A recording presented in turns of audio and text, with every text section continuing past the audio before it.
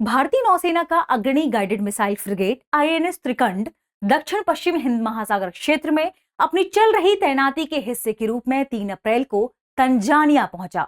यह तंजानिया के दार एस सलाम पहुंचा है, जिसका उद्देश्य है भारत और तंजानिया के बीच समुद्री सहयोग को मजबूत करना और द्विपक्षीय संबंधों को बढ़ावा देना। आइए जानते हैं आईएनएस त्रिकंद के बारे में और इसकी खास विशेषताओं के बारे में। ध्यान रखिएगा कि बंदरगाह पर रुकने के दौरान वहां पर कई सारे कार्यक्रमों का आयोजन हुआ, जिसमें तंजानियाई नौसेना भी शामिल थी। इसके साथ भारत के कुछ प्रशिक्षण गतिविधियां भी शामिल हुई। बात कर लेते हैं कि उन प्रशिक्षण गतिविधियों में क्या क्या शामिल था।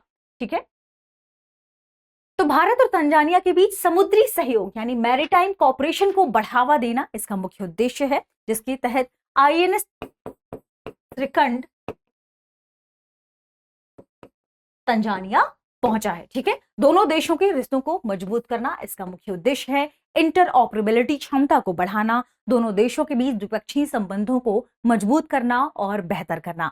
इसमें मुख्य गतिविधियां कौन कौन सी शामिल है? सबसे पहले पेशेवर संवाद है, यानी भारतीय नौसेना और तंजानियाई नौसेना के बीच संवाद होगा, क्या क्या चीजें बेहतर हो सकती है इन पर काम होगा। दूसरा, संयुक्त प्रशिक्षण अभ्यास भी शामिल है, जिससे इन दोनों सेनाओं के बीच, नौसेनाओं के बीच आपसी तालमेल और समुद्री क्षमता बढ़ाने के लिए जो इंपॉर्टेंट चीजें हैं उन्हें बढ़ावा दिया जा सके।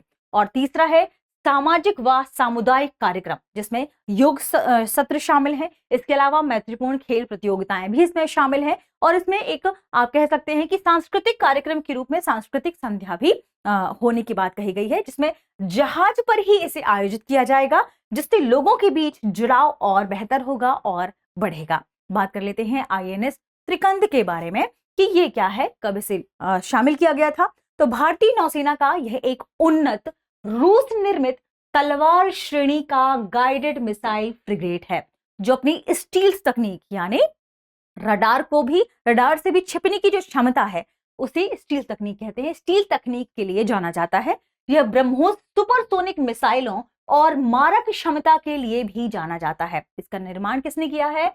यांतार शिपयार्ड में इसका निर्माण हुआ है। ठीक है, अब आपको बताना है कि रूस का एक बहुत ही स्ट्रेटेजिक इंपॉर्टेंस रखने वाला क्षेत्र है, जो रूस में नहीं थोड़ा सा बाहर स्थित है, लेकिन ये रूस का ही हिस्सा है।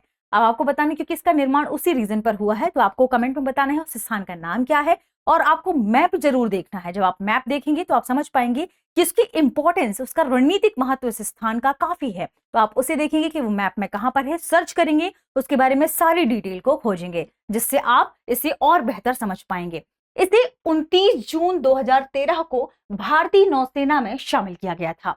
यह भारतीय नौसेना की वेस्टर्न फ्लीट का हिस्सा है और वेस्टर्न नेवल कमांड के अंतर्गत कार्य करता है। आईएनएस त्रिकंड की महत्वपूर्ण विशेषताएं क्या हैं, ये भी इंपॉर्टेंट है, ध्यान रखिएगा। इसमें कुछ हथियार प्रणाली लगी हुई है, जैसे ब्रह्मोस सुपरसोनिक मिसाइल सिस्टम।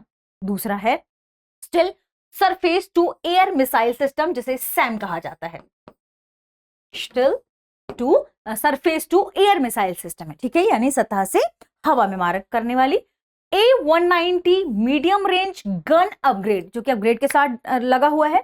तीसरा है 30 mm close in weapon system भी इसके भीतर शामिल है। इसके अलावा इसमें एंटी सबमरीन हथियार भी शामिल है और टारपीडो और रॉकेट इसी के भीतर शामिल होते हैं। तो इन हथियार के अलावा एंटी सबमरीन हथियार जैसे टारपीडो और रॉकेट इसमें आप कह सकते हैं इन विशेषताओं से लैस है। और एक एडवांस टेक्नोलॉजी भी है, एडवांस इलेक्ट्रॉनिक वॉरफेयर सिस्टम, ये भी इससे लेस है। तो त्रिकंड काफी इंपॉर्टेंट है, रीजन इंपॉर्टेंट है, इसमें क्या क्या अपडेट हुए हैं हमने देखा। आगे बढ़ते हैं और देखते हैं आज के हमारे प्रश्न को। प्रश्न है आईएनएस त्रिकंड किस प्रकार का युद्धपोत है? ऑप्शन ए पनडुब्बी, ऑप्शन बी विमान वाहक पोत, option C guided missile frigate, option D destroyer. इस प्रश्न का सही जवाब कमेंट सेक्शन में देना ना भूलें। मिलते हैं अगले वीडियो में, शुक्रिया। अब एग्जाम की तैयारी को और बेहतर करने के लिए हमारे चैनल को लाइक, शेयर और सब्सक्राइब करना ना भूलें।